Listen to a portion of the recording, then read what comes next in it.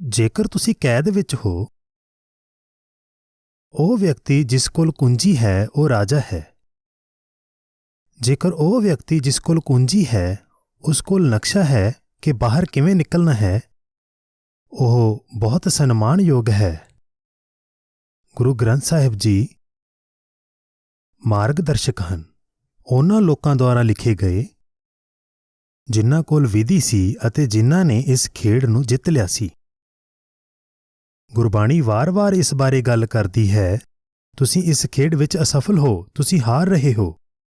ਗੁਰਬਾਣੀ ਵਾਰ-ਵਾਰ ਇਸ ਬਾਰੇ ਗੱਲ ਕਰ ਰਹੀ ਹੈ ਕਿ ਮੈਂ ਦੁਬਾਰਾ ਵਾਪਸ ਨਹੀਂ ਆਉਣ ਵਾਲਾ। ਭਗਤ ਅਤੇ ਗੁਰੂ ਸਾਹਿਬਾਨ ਕਹਿ ਰਹੇ ਹਨ, ਮੈਂ ਜਿੱਤ ਗਿਆ ਹਾਂ, ਮੈਂ ਜ਼ਿੰਦਗੀ ਨੂੰ ਜਿੱਤ ਲਿਆ ਹੈ, ਮੈਂ ਇਸ ਖੇਡ ਨੂੰ ਜਿੱਤ ਲਿਆ ਹੈ, ਇਸ ਵਿੱਚ ਮੁਹਾਰਤ ਹਾਸਿਲ ਕਰ ਲਈ ਹੈ।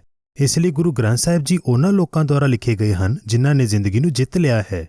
ਤੁਸੀਂ ਦੇਖਿਆ ਕਿ ਸਿਰਫ ਇਹ ਕਿਸੇ ਹੋਰ ਧਰਮ ਵਾਂਗ ਨਹੀਂ ਹੈ। ਇਸ ਨੂੰ ਸਿਰਫ ਇੱਕ ਹੋਰ ਧਰਮ ਵਜੋਂ ਨਾ ਸਮਝੋ, ਇਹ ਕੁਝ ਹੋਰ ਹੈ, ਇਹ ਗੁਰਮਤਿ ਹੈ। ਸੋ ਅਸੀਂ ਇਸ ਕੈਦ ਵਿੱਚੋਂ ਬਾਹਰ ਕਿਉਂ ਨਿਕਲਣਾ ਚਾਹੁੰਦੇ ਹਾਂ? ਇਹ ਇੱਕ ਬੇਤੁਕੇ ਪ੍ਰਸ਼ਨ ਵਰਗਾ ਹੈ। ਮੈਂ ਇਸ ਕੈਦ ਵਿੱਚੋਂ ਕਿਉਂ ਬਾਹਰ ਨਿਕਲਣਾ ਚਾਹਾਂਗਾ? ਮੈਂ ਇਸ ਕੈਦ ਵਿੱਚ ਕਾਫੀ ਸੁਖੀ ਹਾਂ, ਇਹ ਮੈਨੂੰ ਕੈਦ ਵਰਗਾ ਨਹੀਂ ਲੱਗਦਾ, ਇਹ ਕਾਫੀ ਆਰਾਮਦਾਇਕ ਹੈ। ਮੇਰੇ ਕੋਲ ਨਵਾਂ ਘਰ ਹੈ, ਨਵੀਂ ਕਾਰ, ਮੇਰਾ ਪਤੀ, ਮੇਰੇ ਬੱਚੇ। ਜਦੋਂ ਅਸੀਂ ਪੈਸੇ ਖਰਚਣਾ ਚਾਹੁੰਦੇ ਹਾਂ ਅਸੀਂ ਜਾ ਕੇ ਪੈਸੇ ਖਰਚ ਦਿੰਦੇ ਹਾਂ, ਅਸੀਂ ਜਾਂਦੇ ਹਾਂ ਤੇ ਵਧੀਆ ਸਮਾਂ ਬਤੀਤ ਕਰਦੇ ਹਾਂ। ਇਹ ਕੈਦ ਵਰਗਾ ਨਹੀਂ ਲੱਗਦਾ। ਤੁਹਾਨੂੰ ਕਾਫੀ ਅੰਦਰ ਤੱਕ ਜਾਣਾ ਪਏਗਾ ਅਤੇ ਆਪਣੇ ਆਪ ਨੂੰ ਇਹ ਪ੍ਰਸ਼ਨ ਪੁੱਛਣਾ ਪਏਗਾ, ਕੀ ਇਹ ਜ਼ਿੰਦਗੀ ਤੁਹਾਡੇ ਲਈ ਕੰਮ ਕਰ ਰਹੀ ਹੈ? ਇਹ ਇੱਕ ਮੂਲ ਪ੍ਰਸ਼ਨ ਹੈ, ਕੀ ਇਹ ਤੁਹਾਡੇ ਲਈ ਕੰਮ ਕਰ ਰਿਹਾ ਹੈ? ਜੋ ਤੁਸੀਂ ਕਰ ਰਹੇ ਹੋ ਇਹ ਤੁਹਾਡੇ ਲਈ ਕੰਮ ਕਰ ਰਿਹਾ ਹੈ? ਤੁਸੀਂ ਕਿਵੇਂ ਪ੍ਰਭਾਸ਼ਿਤ ਕਰੋਗੇ ਕਿ ਇਹ ਕੰਮ ਕਰ ਰਿਹਾ ਹੈ ਜਾਂ ਨਹੀਂ? ਇਸ ਪ੍ਰਸ਼ਨ ਦੇ ਦੋ ਜਵਾਬ ਹਨ। ਕੀ ਇਹ ਜੀਵਨ ਤੁਹਾਡੇ ਲਈ ਕੰਮ ਕਰ ਰਿਹਾ ਹੈ? ਤੁਸੀਂ ਕਹੋਗੇ ਨਹੀਂ, ਜੀਵਨ ਕੰਮ ਨਹੀਂ ਕਰ ਰਿਹਾ, ਮੈਂ ਪੁਰਜੋਰ ਕੋਸ਼ਿਸ਼ ਕਰ ਰਿਹਾ ਹਾਂ, ਭਾਵੇਂ ਮੈਂ ਸਫਲ ਵੀ ਹਾਂ, ਪਰ ਮੈਂ ਹਰ ਸਮੇਂ ਤਣਾਅ ਵਿੱਚ ਹਾਂ, ਹਰ ਸਮੇਂ ਬੇਚੈਨ ਹਾਂ, ਹਰ ਸਮੇਂ ਚਿੰਤਿਤ ਹਾਂ, ਮੈਂ ਕਦੀ ਵੀ ਖੁਸ਼ ਨਹੀਂ। ਮੈਨੂੰ ਲੱਗਦਾ ਹੈ ਜਿਵੇਂ ਮੈਂ ਹਰ ਸਮੇਂ ਕਿਸੇ ਚੀਜ਼ ਦਾ ਪਿੱਛਾ ਕਰ ਰਿਹਾ ਹਾਂ। ਬੇਚੈਨੀ, ਇਹ ਅੱਜਕੱਲ੍ਹ ਦਾ ਇੱਕ ਵੱਡਾ ਵਿਸ਼ਾ ਹੈ। ਤਣਾਅ, ਦਿਮਾਗੀ ਸਿਹਤ। ਮੈਨੂੰ ਨਹੀਂ ਪਤਾ ਕਿ ਇੱਥੇ ਅਜਿਹਾ ਹੈ ਜਾਂ ਨਹੀਂ, ਪਰ ਨਿਸ਼ਚਿਤ ਰੂਪ ਵਿੱਚ ਪੱਛਮ ਵਿੱਚ, US, ਯੂਰਪ ਅਤੇ UK ਵਿੱਚ ਅੱਜਕੱਲ੍ਹ ਹਰ ਕੋਈ ਦਿਮਾਗੀ ਸਿਹਤ ਬਾਰੇ ਗੱਲ ਕਰ ਰਿਹਾ ਹੈ, ਕਿਉਂਕਿ ਉਹਨਾਂ ਨੇ ਅਹਿਸਾਸ ਕੀਤਾ ਹੈ ਕਿ ਉਹ ਖੇਡ ਜੋ ਸਾਰੇ ਇਕੱਠੇ ਖੇਡ ਰਹੇ ਹਾਂ ਉਹ ਅਸਲ ਵਿੱਚ ਪੂਰਾ ਨਹੀਂ ਹੋਇਆ। ਇਸ ਨੇ ਸਾਨੂੰ ਬਹੁਤ ਸਾਰੀਆਂ ਪਦਾਰਥਕ ਚੀਜ਼ਾਂ ਦਿੱਤੀਆਂ ਹਨ, ਪਰ ਇਸ ਨੇ ਸਾਨੂੰ ਸੂਖਮ ਚੀਜ਼ਾਂ ਨਹੀਂ ਦਿੱਤੀਆਂ।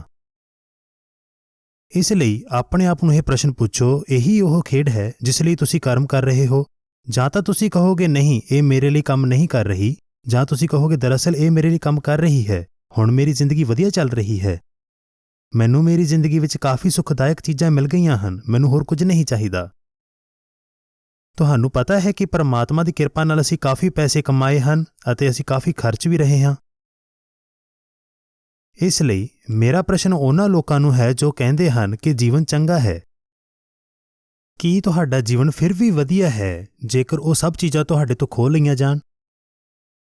ਭਾਈ ਸਾਹਿਬ ਜੀ ਨੇ ਗੱਲ ਕੀਤੀ, 10 ਵਸਤੂ ਲੈ ਪਾਛੈ ਪਾਵੈ। ਜਿਵੇਂ ਅਸੀਂ ਹਮੇਸ਼ਾ ਇੱਕ ਵਸਤੂ ਪਿੱਛੇ ਭੱਜਦੇ ਰਹਿੰਦੇ ਹਾਂ ਤੇ ਅਸੀਂ ਉਦਾਸ ਹੋ ਜਾਂਦੇ ਹਾਂ ਜਦੋਂ ਉਹ ਇੱਕ ਚੀਜ਼ ਜੋ ਅਸੀਂ ਚਾਹੁੰਦੇ ਸੀ ਉਹ ਹਜੇ ਤੱਕ ਮੈਨੂੰ ਕਿਉਂ ਨਹੀਂ ਮਿਲੀ। ਸੁਖਮਨੀ ਸਾਹਿਬ ਸਾਨੂੰ ਕੀ ਦੱਸ ਰਹੀ ਹੈ? ਕੀ ਹੋਵੇ ਜੇਕਰ ਬਾਕੀ ਸਭ ਕੁਝ ਤੁਹਾਡੇ ਤੋਂ ਖੋਹ ਲਿਆ ਜਾਵੇ? ਕੀ ਤੁਸੀਂ ਫਿਰ ਵੀ ਖੁਸ਼ ਹੋਵੋਗੇ? ਇਸ ਤਰ੍ਹਾਂ ਦੇ ਪ੍ਰਸ਼ਨ ਹਨ ਜੋ ਗੁਰੂ ਸਾਡੇ ਤੋਂ ਪੁੱਛਦੇ ਹਨ। ਇਸ ਲਈ ਜੇਕਰ ਤੁਸੀਂ ਸੋਚਦੇ ਹੋ ਕਿ ਹੁਣ ਤੁਹਾਡੀ ਜ਼ਿੰਦਗੀ ਬਹੁਤ ਵਧੀਆ ਹੈ, ਮੈਂ ਬਹੁਤ ਸੌਖਾ ਹਾਂ, ਧੰਨਵਾਦ ਪਰ ਕੋਈ ਧੰਨਵਾਦ ਨਹੀਂ, ਮੈਨੂੰ ਇਹ ਧਾਰਮਿਕ ਚੀਜ਼ਾਂ ਨਹੀਂ ਚਾਹੀਦੀਆਂ, ਆਪਣੇ ਆਪ ਨੂੰ ਪੁੱਛੋ ਕਿ ਅਜੇ ਵੀ ਬਹੁਤ ਚੰਗਾ ਹੈ ਜਦੋਂ ਤੁਹਾਡੇ ਸਰੀਰ ਵਿੱਚ ਵਿਗਾੜ ਪੈਣਾ ਸ਼ੁਰੂ ਹੋ ਜਾਵੇ, ਜਦੋਂ ਤੁਹਾਡਾ ਘਰ ਟਹਿਣਾ ਸ਼ੁਰੂ ਹੋ ਜਾਵੇ, ਜਦੋਂ ਤੁਹਾਡੇ ਬੈਂਕ ਵਿੱਚ ਜਮ੍ਹਾਂ ਪੂੰਜੀ ਖਤਮ ਹੋ ਜਾਵੇ? ਕੀ ਹੋਵੇ ਜਦੋਂ ਤੁਹਾਡੇ ਦੋਸਤ ਤੁਹਾਡੇ ਤੋਂ ਦੂਰ ਚਲੇ ਜਾਣ? ਕੀ ਹੋਵੇ ਜਦੋਂ ਤੁਹਾਡਾ ਪਰਿਵਾਰ ਤੁਹਾਡੇ ਆਲੇ ਦੁਆਲੇ ਮਰਨਾ ਸ਼ੁਰੂ ਹੋ ਜਾਵੇ? ਇਹ ਸਭ ਜੇਕਰ ਦੇ ਪ੍ਰਸ਼ਨ ਨਹੀਂ ਹਨ, ਇਹ ਜਦੋਂ ਦੇ ਪ੍ਰਸ਼ਨ ਹਨ। ਤੁਹਾਡੇ ਆਸ-ਪਾਸ ਸਭ ਕੁਝ ਢਹਿਣਾ ਸ਼ੁਰੂ ਹੋ ਜਾਵੇ, ਕੀ ਤੁਸੀਂ ਫਿਰ ਵੀ ਖੁਸ਼ ਹੋਵੋਗੇ?